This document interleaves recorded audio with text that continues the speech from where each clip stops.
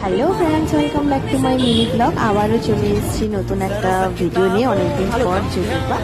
তো আমি আর দিদি গিয়েছিলাম হচ্ছে গান্ধীঘাট।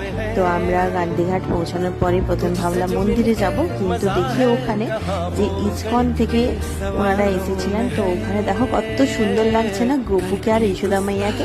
তো ওখানেও একটু প্রদীপ দেখিয়ে প্রণাম করে নিলাম। ওখান থেকে প্রদীপ আমাদের দেওয়া হচ্ছিল। তো তারপরে আমরা চলে গেলাম হচ্ছে মন্দিরে।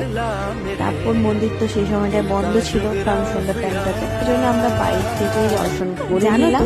গান্ধীঘাট কিন্তু মেদিনীপুরের মধ্যে সব থেকে আমার পছন্দের জায়গা। জানি না কেন ভালো লাগে, বাট সত্যি বলতে খুবই ভালো লাগে। তো তোমাদের কাদের গান্ধীঘাটে যেতে ভালো লাগে কমেন্ট করে জানাবে কিন্তু। তো তারপরে আমাদের এখানে প্রণাম করা হয়ে গেছে, দিদি আর আমি একটু ফটো সেশন করে নিলাম। তারপর চলে গেলাম হচ্ছে ঘাটে। আর আমার এই জায়গাটা সব থেকে বেশি ভালো লাগে।